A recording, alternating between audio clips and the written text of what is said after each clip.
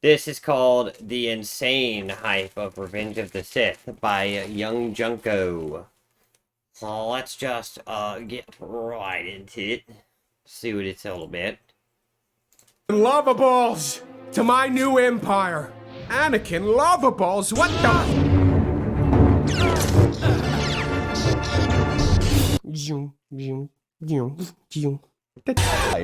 Amazed Yoda is. I take it you're here to see the new Ashton Kutcher movie? Quite. The time is finally upon us. The 20th anniversary of the release of Star Wars Episode 3: Revenge of the Sith.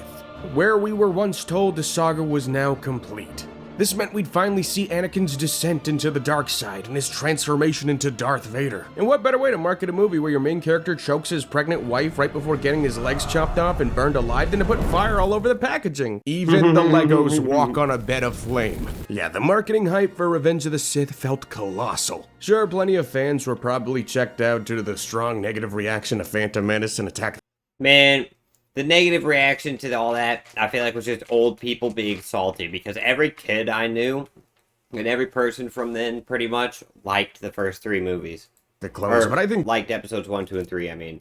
given that episode 3 was meant to be the final chapter, delivering on the entire premise of the prequel trilogy, I think even the most jaded fans had to give it a shot. But if you were a kid like me, the hype was electric and inescapable, and I was all about it. You think I'm playing here? You think this is a game? I got George Lucas's son encased in a brazen bull. Don't try it. That orange flame-broiled packaging was so eye-catching that even 2 decades later, my fried brain still manages to squirt out a little bit of serotonin at the mere sight of them. For a good year or so, you couldn't miss these. I saw more lava-based products in 2005 than I ever would in my entire life. Revenge of the Sith That's seeped its actually way true. into everything. Breakfast, you're having Revenge of the Sith Pop-Tarts. Lunch, you're down in Revenge of the Sith Whoppers and Nuggies, washing it down with some Revenge of the Sith Mountain Dew. And by Hell dinner, yeah. while you're getting treated for heart disease, at least you'll have your little glowing lightsaber spoons.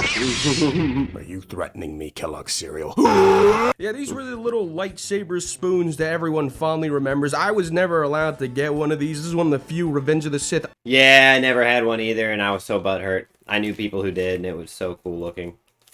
items I just never got. I guess my parents were like, yeah, don't put like a plastic glow thing in your mouth. But you know what? I'm an adult. I can Lame. do what I want. Now, the general complaint you'd hear with the prequels beyond, like, you know, everything else was that since these were prequels, we kind of knew how everything would play out. But for a little smooth-brained me, I couldn't quite exactly imagine what Episode 3 would be like. Before we even got a title or any images, I wondered, would Anakin turn into the Vader we knew early on? Will Padme die? Or wait, does she go on to raise Leia on Alderaan? I don't know. How will Yeah. they explain that? The Force, I guess. I can't quite remember what movie it was. It might have been Honestly, Princess Leia is just kind of a liar. She's like, yeah, I remember our mom. She was, like, nice and had a smile, and it's like, no, you don't. She died during childbirth. You don't remember her. SpongeBob the movie, but I remember going to my local theater and spotting that teaser poster for Revenge of the Sith, and it just melted my brain. Anakin with a red lightsaber and his cape clumsily forming Darth Vader. Yeah, the execution may have not been as smooth as Phantom Menace's teaser, but still, it was all we had. It's like the more we'd learn, the more my imagination would run wild. I remember for a time the official Star Wars website had this insane artwork of Anakin, and General Grievous was another anomaly given his debut in Clone Wars man. as his The Samurai Jack Clone Wars cartoon made the Jedi and the Sith so hardcore. gargantuan killing machine. I had no clue how that was going to translate into live action. Every little glimpse and rendition of him we'd get before the movie looked so different from one another. He was on the cover of one of those scholastic Boba Fett books over a year before Revenge of the Sith came out. It drove me nuts trying to picture what his role in Episode 3 would be. I've been waiting 15 years since Return of the Jedi came out to see the prequel. There's no way it's going to be a disappointment. Are there any of you that think this is going to be a lousy movie? It lived up to the hype. It's very hard nowadays, especially with the internet spoiling everything. It lived up to the hype. What's No. kind of unique about Revenge of the Sith is it's usually the first movie in these Star Wars trilogies that seem to get the biggest marketing push. Obviously, a Star Wars movie returning to theaters for the first time in a decade plus is going to generate levels of hype previously unseen. With Attack of the Clones, it still had a large marketing campaign, but nothing really atypical compared to the absolute stacked roster of major blockbusters from 2002. Movies like Spider-Man, Harry Potter, Potter and Lord of the Rings kind of grabbed most of the spotlight. With Revenge of the Sith, while it didn't quite reach Phantom Menace levels of marketing hype, it was still massive, and in part due to the fact that it wasn't just about Episode 3, but rather it felt like a celebration of the saga as a whole. Yet Oh man, the video games were so good, or the video game was so good, the toys were so good. We had Battlefront at the time.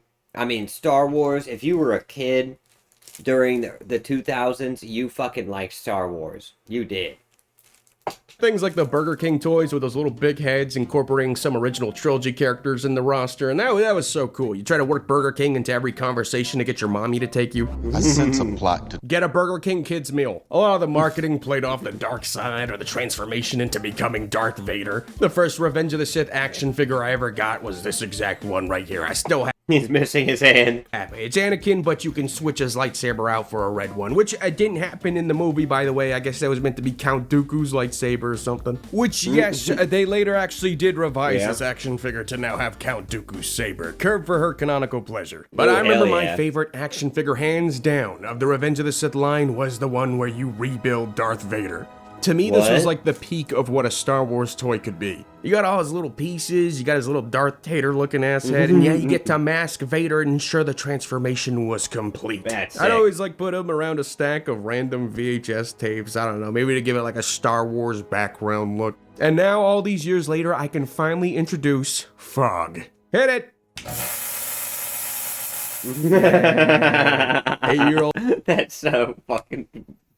That's the nerdiest thing I've ever seen. That's amazing. me would be so proud. And it wasn't just about Anakin becoming Vader. No, you could become Vader yourself, thanks True. to the Darth Vader voice-changing helmet. AI voice changing before AI voice changing. Greetings, faithful viewer. Oh, wow, did you guys feel it? I really felt something there. That made me want to go, kill younglings. Now, this one came with 3 modes, whoa. You got a button for the Vader breathing. One for voice lines. And then the actual voice changer itself, it's pretty underwhelming. It just kind of adds a bit of an echo. Buzz Lightyear, I am your father. No! But still, this is one of those things that was always fun to mess around with on store shelves. I think what was really cool about it, as someone who usually got those cheap Vader costumes as a kid with those flat 2D masks, this was a full Vader helmet and a pretty good one. No, unless it was actually Halloween, probably not much mileage you'd get out of this one. Nah, what I really wanted were the games. As you know, 2005 Whatever, as a kid, I would have got all the mileage out of that Darth Vader helmet. was an insane year for Star Wars titles. Not only did you have Republic Commando, but a whole 6 weeks before Revenge of the Sith's release, we got LEGO Star Wars, which covered the entire prequel trilogy in LEGO. I couldn't believe it. It seemed like some sort of trick. You telling me I could play through all of Revenge of the Sith if I just walk through that door right there? Hell no, I won't do it. I need to practice patience. patience. I didn't want to spoil all of Episode 3 with just a mere weeks away. Which, you know, was already pretty difficult given how the marketing did everything in its power to do that for you. Yeah. Like the commercials and ads spliced together could probably give you a decent cut of the movie. But Oh, you also yeah. had Revenge of the Sith, the game, which I've already covered, So good. releasing another 2 weeks before the movie. So you can get like a whole ass LEGO version and an edgy PS2 rendition of Revenge of the And there's a secret alternate ending where what if Anakin beat Obi-Wan? That's so badass, man. Oh, I love Sith it. long before you'd see it in theaters.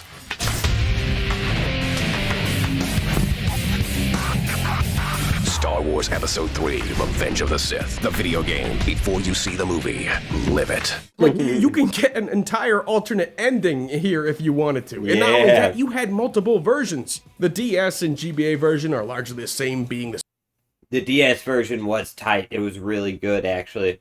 vibrant throwback beat 'em up with some really eye-catching animations. They did a really good job translating the essence of the console game in here while still making it feel unique and not like a total downgrade. And the DS version does And the DS version kind of felt like those old phone games, like back whenever you had the phones that still had buttons on them.